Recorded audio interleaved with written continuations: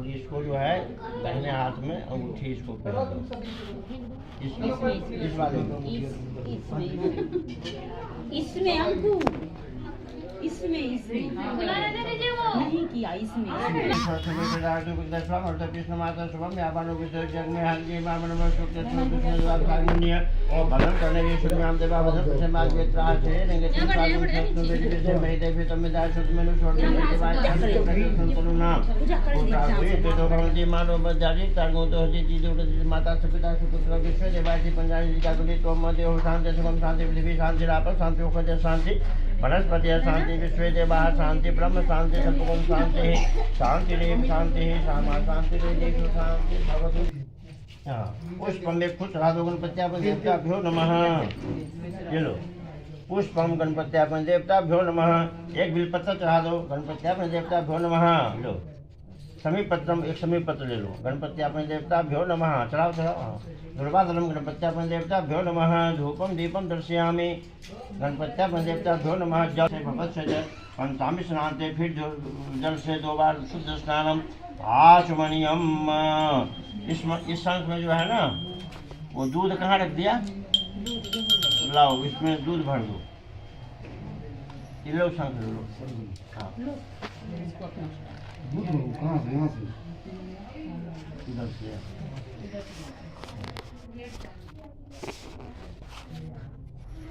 आराम से। हाँ उधर से जो है जो पकड़ रखा है वहाँ से दूध गिरा भगवान पे।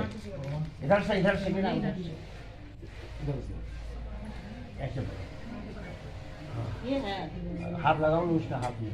हरि ओम सहत शीर्घा पुत्र सत्ता सहतपास भूमि गुण शब्दस्पृत्वाते तीर्थ संगुणं पुरुषैवेद गुण शब्दं जपुत्मे च भाव्यं उतामते तस्य संयुतं नेनाथुरोहति एतावानस महिमातो जायां स पुरुषा पादोस्य विश्वाभूतां च पादसं दन्दिवि च पादवृद्धं पुरुषा पादोस्य भवत् प्रदोषो दोषमग्राम शासनानो सुनेवि ततो विहार जायत विराजोदि कुटक सदातो देते तपश्चात् भूमि शुभ्र तस्मादेका समुद्र समृद्धं विकलादि देते रहना धीरे धीरे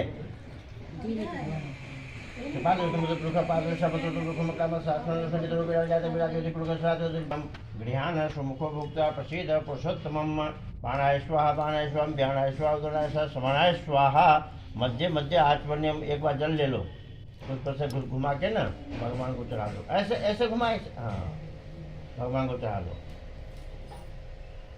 वैसे उनको भोग लगा दो। लो फिर ले लो नाम ताम्यो भवे श्री ओंकार मंडलाधिष्ठि देवताभ्यो नमः। अक्षतम ओंकार मंडलाधिष्ठि देवताभ्यो नमः। पुष्पाणि ओंकार मंडलाधिष्ठि देवताभ्यो नमः। पुष्पांते पुष्पमाला एक माला भी है उसमें तो ले लो। पुष्पमाला नहीं है चलो कोई बात नहीं। बिलपत्र दे दो। नमो बिलमने च कवचने च नमो बिलमने च पुरुषने च नमः श्रुताय च श्रुतशनाय दुन्धाय च हनाय च बिलपत्रम ओम धधुरपत्रम धधुरपुष्पम वंदे शिवम शंकरम। प्रार्थना पूर्वक मन पुष्पांजलि गौरी पीले पानी पीले 88,000 ऋषियों ने श्री सूत जी से पूछा, हे प्रभु इस कलयुग में वेद विद्या रहित मनुष्यों को प्रभु भक्ति किस प्रकार मिलेगी तथा उनका उद्धार कैसे होगा। इसीलिए हे मुनि श्रेष्ठ कोई ऐसा तप कहिए जिससे थोड़े समय में पुण्य प्राप्त हो तथा मनवांछित फल मिले। वह कथा सुनने की हमारी इच्छा है। सर्वशास्त्र ज्ञाता श्री सूत जी बोले, हे वैष्णवों में पूज्य आप सबने सब प्राणियों के हित की बात पूछी है। अब मैं उस श्रेष्ठ व्रत को आप लोगों से कहूँगा जिस व्रत को नारद जी ने लक्ष्मी नारायण से पूछा था और लक्ष्मीपति ने मुनि श्रेष्ठ नारद जी से कहा था, सो ध्यान से सुनो। एक समय योगी राज नारद जी दूसरों की हित की इच्छा से अनेक लोकों में घूमते हुए मृत्यु लोक में आ पहुँचे। यहाँ अनेक योनियों में जन्मे हुए प्राय सभी मनुष्यों को अपने कर्मों द्वारा अनेकों दुखों से पीड़ित देखकर सोचा कि इस यत्न के करने से निश्चय ही प्राणियों के दुखों का नाश हो सकेगा।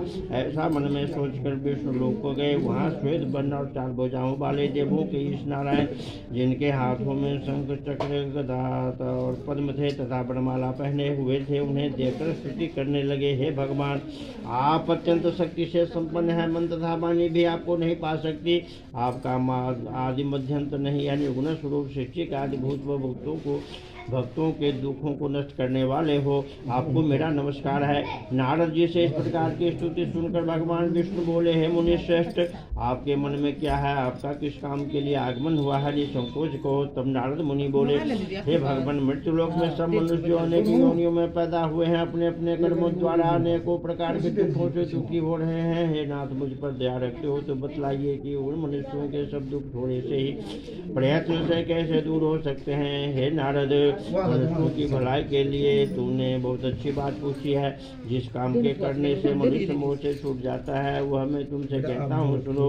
बहुत पुण्य को देने वाला स्वर्ग तथा मृतलोक दोनों में दुर्लभ एक उत्तम व्रत है। आज मैं प्रेम बस होकर तुमसे कहता हूँ, सत्यनारायण जी का व्रत अच्छी तरह विधि पूर्वक करके मनुष्य आय पर्यंत यहाँ सुख भोग मरने पर मोक्ष को प्राप्त होता है। श्री भगवान के वचन सुनकर नारद मुनि बोले, उस व्रत का क्या फल है, क्या विधान है, और किसने यह व्रत किया और किस दिन यह व्रत करना चाहिए, विस्तार से बताइए। भगवान बोले, दुख शोक आदि को दूर करने वाला, धन धान्य को बढ़ाने वाला, सौभाग्य तथा संतान को देने वाला यह व्रत सब स्थान पर विजय करने वाला है। भक्ति और श्रद्धा के साथ किसी भी दिन मनुष्य शाम के समय ब्राह्मणों और बंधुओं के साथ श्री सत्यनारायण भगवान का धर्मपरायण होकर पूजा करे। भक्ति भाव से नैवेद्य केले का फल, घी, दूध और गेहूं का चूर्ण सवाया ले। गेहूं के भाव में 60 का चूर्ण, शक्कर तथा गुड़ ले और सब भक्षण योग्य पदार्थ जमा करके भगवान को अर्पण कर देता। बंधुओं सहित ब्राह्मणों को भोजन कराएं। उसके बाद स्वयं भोजन करें। नृत्य गीत आदि का आचरण कर सत्यनारायण भगवान का स्मरण करते हुए समय व्यतीत करें। इस तरह व्रत करने पर मनुष्यों की इच्छा निश्चय ही पूरी होती है। विशेषकर कलिकाल में यही भूमि पर सरल मोक्ष का उपाय है। बोलो श्री सत्यनारायण भगवान की जय। दूसरा अध्याय। सूत जी बोले, हे ऋषियों, जिसने पहले समय में इस व्रत को किया है उसका इतिहास कहता हूँ, ध्यान से सुनो। सुंदर काशीपुरी नगरी में एक अत्यंत निर्धन ब्राह्मण रहता था। वह भूख और प्यास से बेचैन हुआ नित्य पृथ्वी पर घूमता था। ब्राह्मणों से प्रेम करने वाले भगवान ने ब्राह्मण को दुखी देखकर बूढ़े ब्राह्मण का रूप धारण कर उसके पास जा आदर के साथ पूछा, हे विप्र, नित्य दुखी हुआ पृथ्वी पर क्यों घूमता है? हे श्रेष्ठ ब्राह्मण, यह सब मुझसे कहो, मैं सुनना चाहता हूँ। ब्राह्मण बोला, मैं निर्धन ब्राह्मण हूँ, भिक्षा के लिए पृथ्वी पर घूमता हूँ। हे भगवान, यदि आप इसका उपाय जानते हो तो कृपा कर कहो। वृद्ध ब्राह्मण बोला, सत्यनारायण भगवान मनवांछित फल को देने वाले हैं, इसीलिए हे ब्राह्मण, तू उनका पूजन कर जिसके करने से मनुष्य सब दुखों से मुक्त होता है। ब्राह्मण को व्रत का विधान बतलाकर बूढ़े ब्राह्मण का रूप धारण करने वाले सत्यनारायण भगवान अंतर ध्यान हो गए। जिस व्रत को वृद्ध ब्राह्मण ने बताया है मैं उसको करूंगा, यह निश्चय करने पर उसे रात में नींद भी नहीं आई। वह सवेरे उठ भगवान सत्यनारायण के व्रत का निश्चय कर भिक्षा के लिए चढ़ा। उस दिन उसको भिक्षा में बहुत धन मिला, जिससे बंधु बांधवों के साथ उसने सत्यनारायण भगवान का व्रत किया। इसके करने से वह ब्राह्मण सब दुखों से छूटकर अनेक प्रकार की संपत्तियों से युक्त हुआ। उस समय से वह ब्राह्मण हर मास व्रत करने लगा। इस तरह सत्यनारायण भगवान के व्रत को जो करेगा वह सब पापों से छूटकर मोक्ष को प्राप्त होगा। आगे जो पृथ्वी पर सत्यनारायण भगवान का व्रत करेगा वह मनुष्य सब दुखों से छूट जाएगा। इस तरह नारद जी से नारायण का कहा हुआ। यह व्रत मैंने तुमसे कहा है विप्रों में, अब और आगे क्या कहूँ। ऋषि बोले, हे मुनीश्वर, संसार में इस ब्राह्मण से सुनकर किस किस ने इस व्रत को किया है वह सब हम सुनना चाहते हैं। इसके लिए हमारे मन में श्रद्धा है। सूत जी बोले, हे मुनियों, जिसने इस व्रत को किया है वह सब सुनो। एक समय वह ब्राह्मण धन और ऐश्वर्य के अनुसार बंधु बांधवों के साथ व्रत करने को तैयार हुआ। उसी समय एक लकड़ी बेचने वाला बूढ़ा आदमी आया और बाहर लकड़ियों को रखकर ब्राह्मण के मकान में गया। प्यास से दुखी लकड़हारा उनको व्रत करते देखकर ब्राह्मण को नमस्कार कर कहने लगा, आप यह क्या कर रहे हैं और इसके करने से क्या फल मिलता है, कृपा करके मुझसे कहो। ब्राह्मण ने कहा, यह सब मनोकामनाओं को पूरा करने वाला यह सत्यनारायण भगवान का व्रत है। इसकी ही कृपा से मेरे यहाँ धन धान्य आदि की वृद्धि हुई है। ब्राह्मण से इस व्रत के बारे में जानकर लकड़हारा बहुत प्रसन्न हुआ। चरणामृत ले और प्रसाद खाने के बाद अपने घर को गया। लकड़हारे ने अपने मन में इस प्रकार का संकल्प किया कि आज ग्राम में जो लकड़ी बेचने से जो धन मुझे मिलेगा उसी से सत्यनारायण देव का उत्तम व्रत करूंगा। यह मन में सोच विचार काट कर बूढ़ा आदमी लकड़ियाँ अपने सिर पर रखकर जिस नगर में धनवान लोग रहते थे वहाँ गए।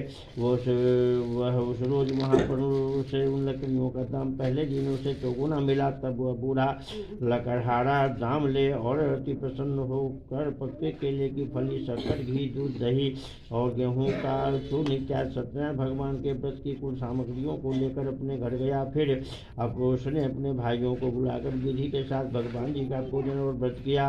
उस व्रत के प्रभाव से बूढ़ा लकड़हारा धन पुत्र आदि से युक्त हुआ और संसार के समस्त सुख भोग कर वैकुंठ को चला गया। बोलो सत्यनारायण भगवान की जय। सूत जी बोले, हे श्रेष्ठ मुनियों, अब आगे की कथा कहता हूँ, ध्यान से सुनो। पहले समय में उल्कामुख नाम का एक बुद्धिमान राजा था। वह सत्यवक्ता और जितेंद्रिय था। प्रतिदिन देवस्थानों पर जाता तथा गरीबों को धन देकर उनके कष्ट को दूर करता था। उनकी पत्नी कमल के समान मुख वाली सती साध्वी थी। भद्रशिला नदी के तट पर उन दोनों ने श्री सत्यनारायण भगवान का व्रत किया। उस समय में वहाँ एक साधु वैश्य आया। उसके पास व्यापार के लिए बहुत सा धन था। वह नाव को किनारे पर ठहरा कर राजा के पास आ गया और राजा को व्रत करते हुए देखकर विनय के साथ पूछने लगा, हे राजन, भक्ति युक्त चित्त से ये आप क्या कर रहे हैं? मेरी सुनने की इच्छा है, तो आप यह मुझे बताइए। साधु राजा बोला, हे साधु, अपने बांधवों के साथ पुत्रादि की प्राप्ति के लिए महाशक्तिमान सत्यनारायण भगवान का व्रत व पूजन किया जा रहा है। राजा के वचन सुनकर साधु आदर से बोला, हे राजन, मुझसे इसका सारा विधान कहो, मैं भी आपके कथनानुसार इस व्रत को करूंगा। मेरे भी कोई संतान नहीं है और इससे ही निश्चय संतान होगी। राजा से सब विधान सुनकर व्यापार से निवृत्त हुआ आनंद के साथ घर गया।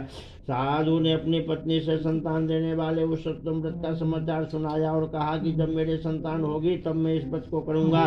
एक दिन उसकी पत्नी लीलावती पति के साथ आनंदित हो सांसारिक धर्म में प्रवृत्त होकर सत्यनारायण भगवान की कृपा से गर्भवती हो गई तथा 10वें महीने में उसके एक सुंदर कन्या का जन्म हुआ।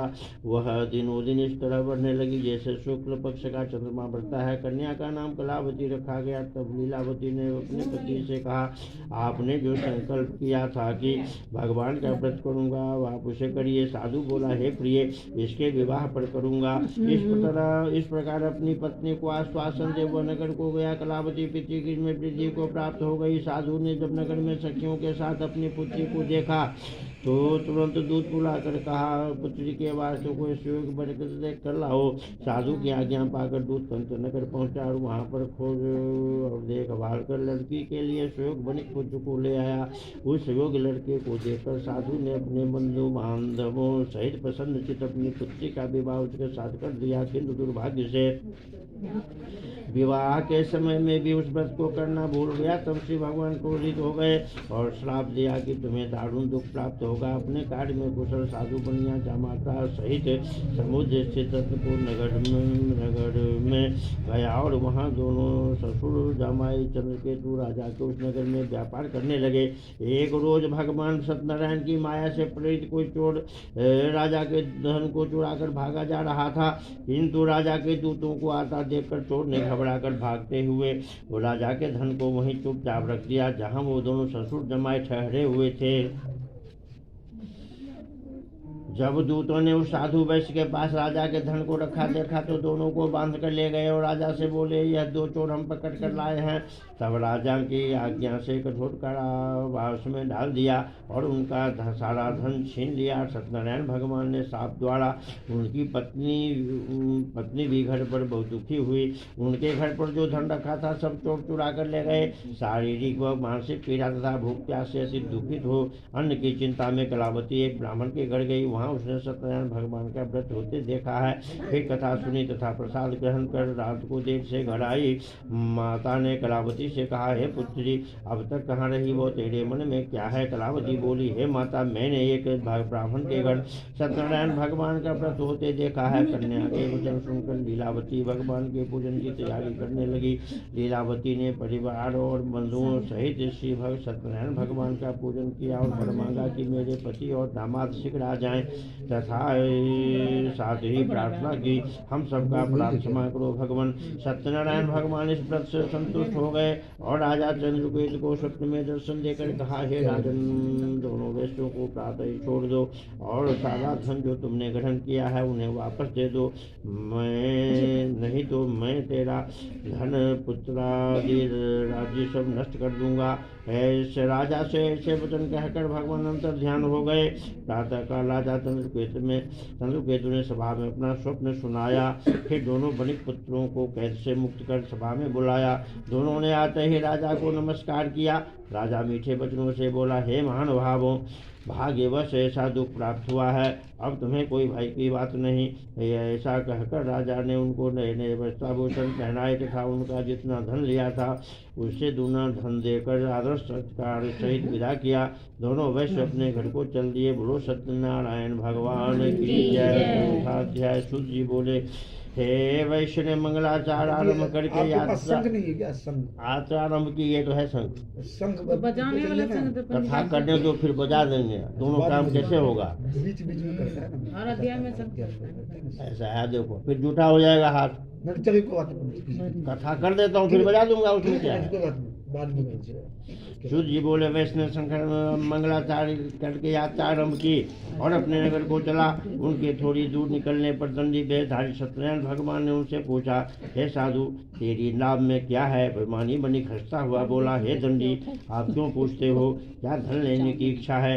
मेरी नाव में तो बेल और पत्ते भरे हैं। वैश्य का कठोर वचन सुनकर भगवान ने कहा, तुम्हारा वचन सत्य हो। दंडी ऐसा कहकर वहां से दूर चले गए और कुछ दूर जाकर समुद्र के किनारे बैठ गए। दंडी के जाने पर वैश्य ने नित्य क्रिया करने के बाद नाव को ऊंची उठी देखकर अचंभा किया और नाव में बेल पत्ते आदि देखकर मूर्छित हो जमीन पर गिर पड़ा। फिर मूर्छा खुलने पर अत्यंत शोक प्रकट करने लगा। तब उसका दामाद बोला कि आप शोक न करें, यह दंडी का श्राप है, अतः उनकी शरण में चलना चाहिए, तभी हमारी मनोकामना पूरी होगी।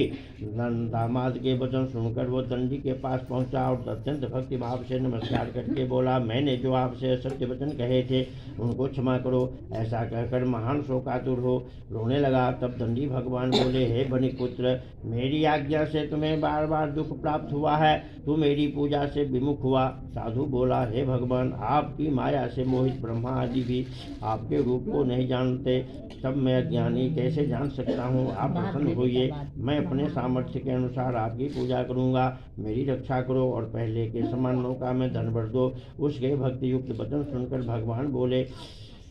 भगवान प्रसन्न हो उसकी इच्छा अनुसार वर देकर अंतर ध्यान हो गए। तब उन्होंने नाव पर आकर देखा नाव धन से परिपूर्ण है। फिर वह भगवान सत्यनारायण का पूजन कर साथियों सहित अपने नगर को चला। जब अपने नगर के निकट पहुंचा तब दूत को घर भेजा। दूत ने साधु के घर जा उसकी पत्नी को नमस्कार कर कहा कि साधु अपने दामाद सहित इस नगर के समीप आ गए हैं। ऐसा सुनकर साधु की पत्नी ने बड़े हर्ष के साथ सत्यदेव का पूजन कर पुत्री से कहा, हे पुत्री, मैं अपने पति के दर्शन को जाती हूँ, तू कार्य पूर्ण कर शीघ्र आना। माता के ऐसे वचन सुनकर कलावती प्रसाद छोड़कर पति के पास गई। प्रसाद की अवज्ञा के कारण सत्यदेव ने रुष्ट हो उसके पति को नाव सहित पानी में डुबो दिया। कलावती अपने पति को न देखकर रोती हुई जमीन पर गिर गई। इस तरह नौका को डूबा हुआ तथा कन्या को रोता हुआ देख साधु दुखी हो बोला, है प्रभु, मुझसे या मेरे परिवार से जो कुछ भूल हुई है उसे आप क्षमा करो।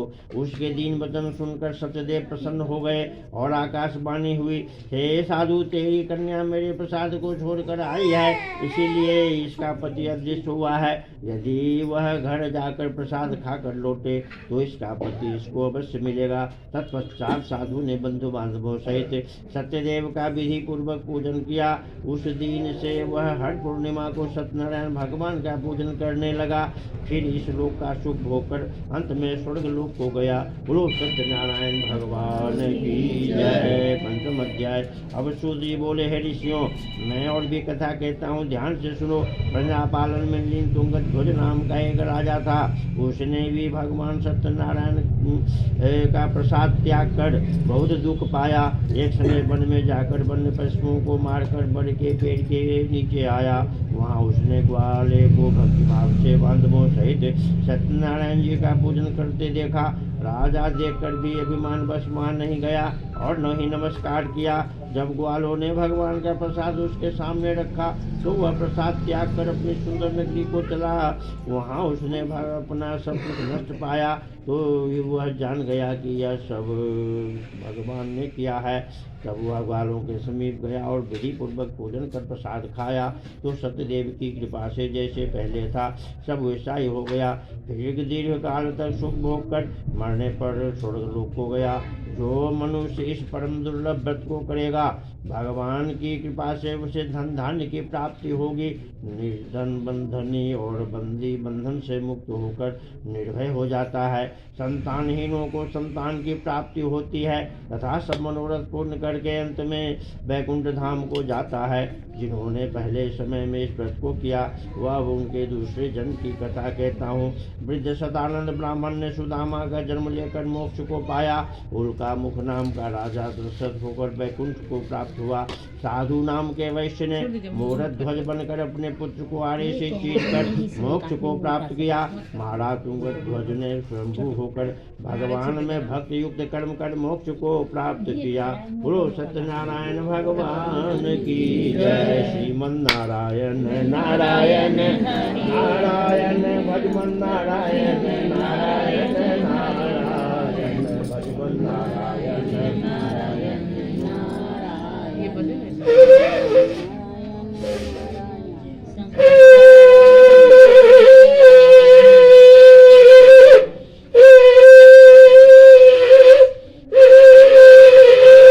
बोलो सत्यनारायण भगवान की जय। ये बजने वाला ही है।